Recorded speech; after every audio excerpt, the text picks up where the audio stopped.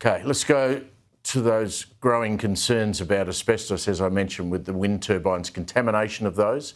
A wind farm in Tasmania and now Victoria have detected traces in imported turbine components. Coalition's calling for a pause in that rollout, as it should. And we have, joining me now is farmer and chairman of Across Victoria Alliance, Andrew Weidemann. Andrew, great to see you. Thanks for joining us. How concerned are we all about this asbestos scare? Where is that asbestos? Yeah, look, thanks, Steve. And at the moment, obviously, it's illegal to import asbestos into Australia, but it's essentially in the working components of the wind turbines themselves, in the brake components, as we understand, and also potentially in some of the glands that are fitted out. Now, our concern's obviously that, one, it's been imported into Australia when really it shouldn't have been, obviously.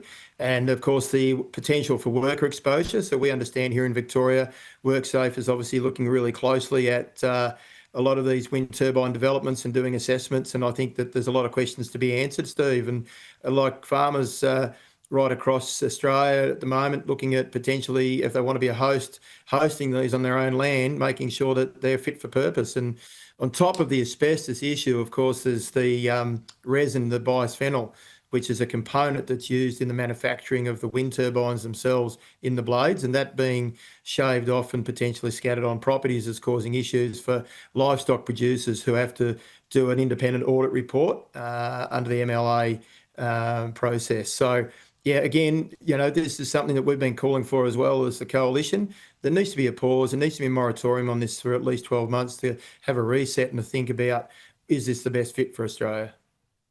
When you report this to government authorities, Andrew, and you tell them about your concerns, what reaction do you get? I mean, federally, Labor seems determined to roll this stuff out regardless of what dangers there might be, so they're not going to listen. What does the Victorian government say?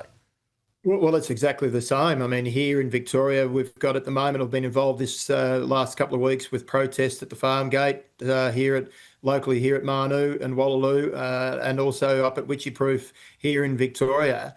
There's been massive protests at the gate where they're trying to enforce themselves with transmission lines. But on top of that, of course, there's been a real pushback now quite considerably, because as people are starting to realise the impact of these particular turbines, and in fact the height of them. There's a review at the moment at Warwick Nabil, an environmental effects statement process happening at the moment, which just feels like the government is just forcing itself again and its will onto the people without the people actually agreeing to it. And that's where this angst is just continuing to grow. And groups like mine, we've got 30 groups from the east coast of Australia, 27 here in Victoria, with more than 140,000 followers in those groups, Steve, who have been concerned, and it's growing. The numbers are growing, and we're trying to have an impact under the banner of the Across Victoria Alliance, which I'm lucky to be chairing at the moment, and keeping the groups together and focused and working through these issues, particularly with the governments of the day. So absolutely, we're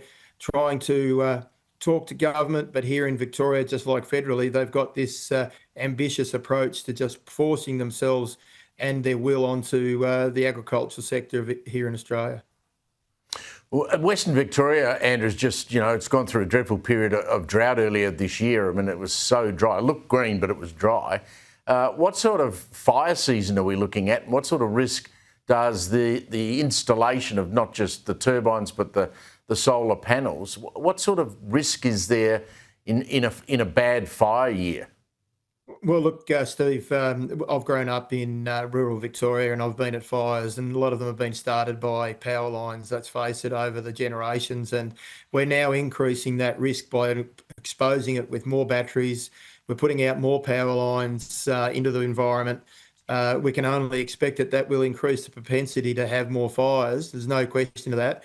And look, it's good you've mentioned the southwest. We're really quite concerned. We've got a number of groups in that area, obviously working with us around these developments as well. But there's absolute real concern that the water and the runoff, there's very little runoff into the dams, the catchment dams that would normally be available to fight fires, Steve. So again, this is a real concern for us here in Victoria, and where we will actually get those water resources from to actually fight it. On top of that, and you and I have spoken about this also, the emergency services and volunteers tax that's been imposed on right across Victorians, any asset owner, is also causing us real concern as well, because that's also taking away a number of people who would normally be expected to be fighting the fires, because there's a number of brigades in the area, and some quite local to me, who have actually said they will not fight in any of the national parks fires again, because of the risk and the concerns they have about failing equipment, lack of investment.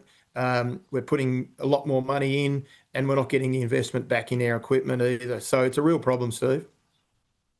We'll keep on the case, Andrew, and I know Peter will as well. So good luck, mate. Thanks for joining us.